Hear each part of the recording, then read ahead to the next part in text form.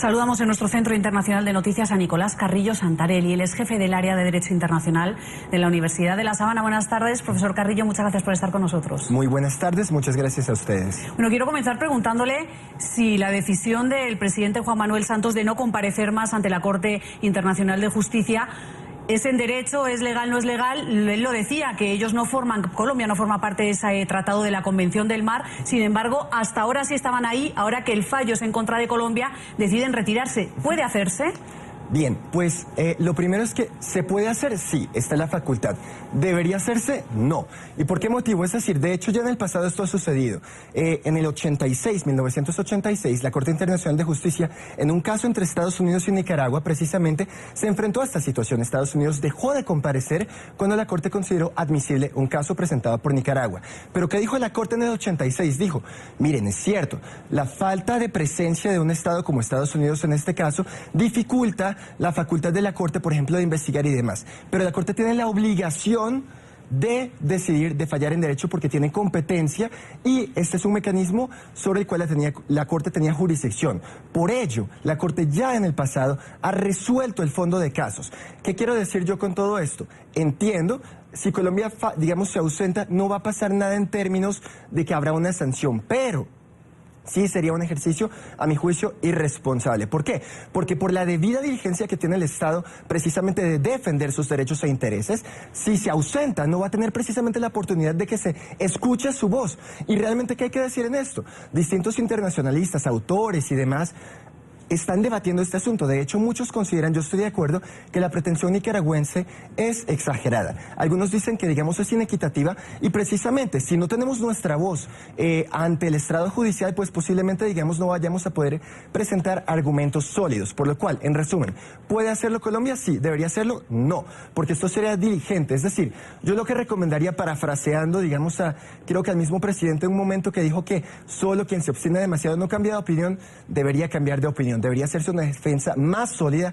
más robusta en este caso, no solo con internacionalistas extranjeros, también, digamos, hay internacionalistas dentro de Colombia muy capaces, pero no solamente abogados, también tiene que haber científicos. Y esto, por ejemplo, es muy importante en el tema de plataforma continental. Por ejemplo, si leo yo la Convención de Derecho del Mar, que es otro tema sobre el que regresaré, precisamente manifiesta que la comisión de expertos estará compuesta, por ejemplo, por expertos en campos de geología, geofísica, hidrografía, por lo cual es importante que el Estado, digamos, cuente con ellos. ¿Y por qué dije que regresaría sobre la Convención de Derecho del Mar?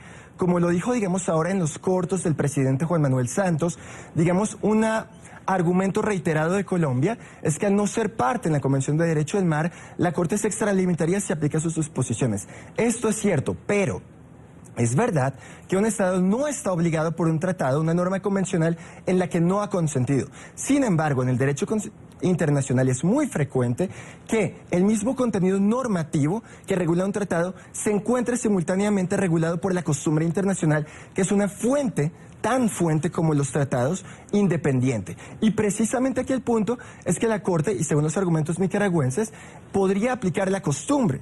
Y de hecho Colombia, al no ser objetor persistente en la costumbre de derecho del mar, pues efectivamente podría ver esas normas aplicadas para ello. Pero repito, Colombia no tiene las de perder. Sin embargo, si se ausenta, pues sería un poco negligente. Señor Carrillo, el presidente Santos ha dicho, nosotros no vamos a seguir compareciendo ante la Corte en el caso de Nicaragua, lo que tengamos que resolver, lo resolveremos de forma bilateral. Pero hoy, que Managua está celebrando las dos demandas, que las dos demandas hayan sido admitidas, ¿usted sí cree que vayan a resolver el tema por vía diplomática?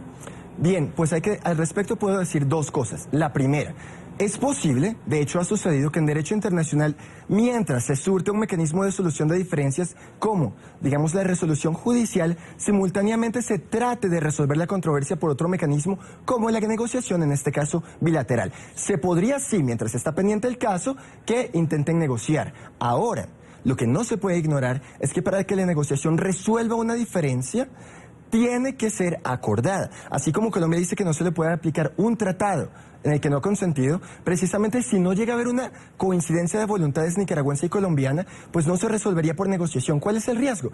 Pues precisamente que no haya un encuentro de voluntades porque quizás Nicaragua pida más que Colombia, etcétera. Sin embargo, ¿yo qué veo factible?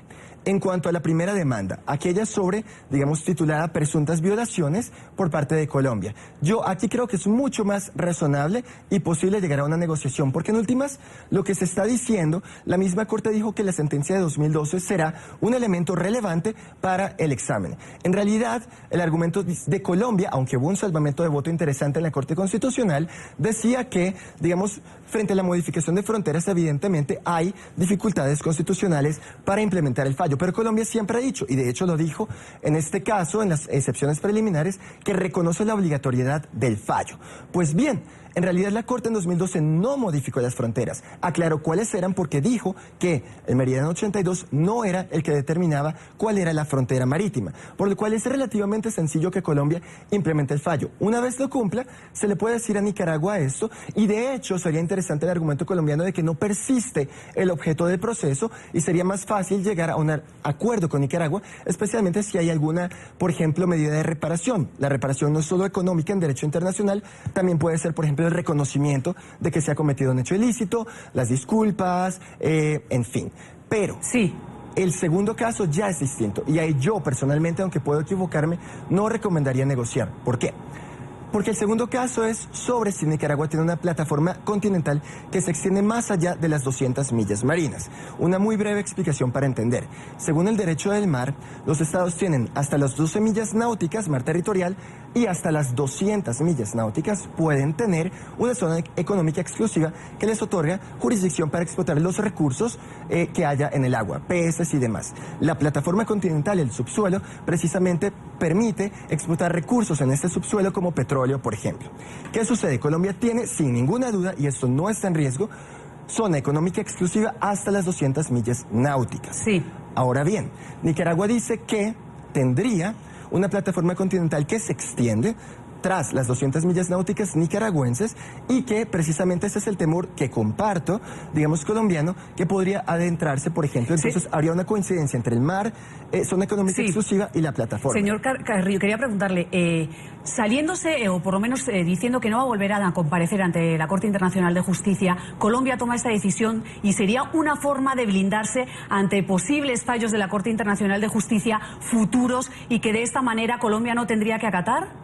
En absoluto. De hecho, las decisiones judiciales son obligatorias, lo reconoce la misma Colombia.